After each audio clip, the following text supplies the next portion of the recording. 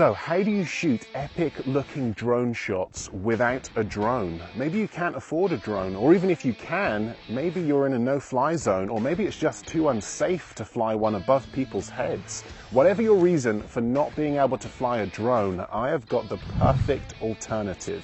All of the shots that you can see here have been shot without a drone. And in this video, I'm going to show you exactly how it's done. It's coming up. Hey everyone, Steve here from Learn Online Video, and today I'm going to be showing you how you can fake a drone shot. This is a really easy technique that anyone can do, and the results are incredible. Now you're only going to need three things to pull this off. Number one, a smartphone. Number two, a smartphone gimbal. And number three, a light stand. Okay, so this technique is really simple. We're just going to take our light stand, then we're going to take our smartphone gimbal, and we're going to screw it to the top of our light stand like this. We're then going to take our smartphone and we're going to attach it to our gimbal like this. And that's it. Balance your gimbal and you're good to go. So how does it work? Well, let's start with the basics. The push forward. Extend the light stand as far as it will go and start walking forwards. A nice, steady and consistent pace as usual. This will help keep your shots nice and smooth.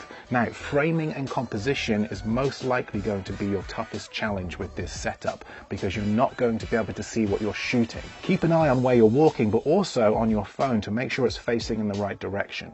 I mostly shoot using the wide-angle lens at 60 frames per second as this helps me frame my focal point and gives me the option to slow the footage down in the edit. This definitely replicates that smooth, elevated movement that is usually associated with drone shots. Yes, you're not going to get the height of a drone with this, but often you don't need to. This would work great for real estate videos, for example, a perfect way to set the scene. Now, you don't always need to shoot with the camera facing forwards, you can also shoot to the side. This creates an epic dolly-like shot that can really help take your footage to the next level. Also, the closer you get to an object, the faster it feels the camera is moving. You get a much greater sense of movement. Take this shot here, for example. The left-hand side of the frame is moving close to this wall, so everything feels like it's moving quickly, whereas the right-hand side of frame is not, and things feel like they are moving slower. Now that's not to say that shooting out in a wide open space isn't going to look epic, because it is. Just remember to experiment and do what works best for you. The pullback reveal. I love this shot using this setup. Frame your focal point and walk backwards. This shot is great for revealing a location, and from this height really adds to the production value of your footage. You can of course shoot this going forwards and reverse the clip. However, if you've got anything moving in your shot, this might give the game away. Shadows.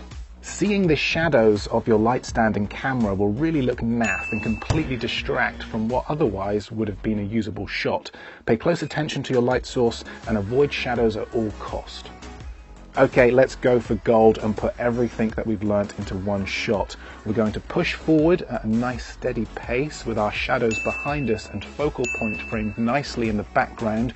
We're then going to move closely past this tree to create a greater sense of movement from an elevated position.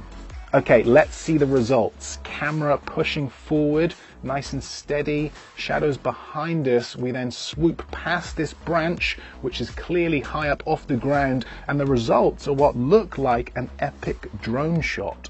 So look, I'm really curious to know what you think about this technique. Is this something that you're going to add to your films and videos? If it is, and you found this video useful, let me know by giving it the old thumbs up. And if you'd like to see more content like this, learn more about video production, then you can do that by watching one of my other tutorials just over there. So that's it from me.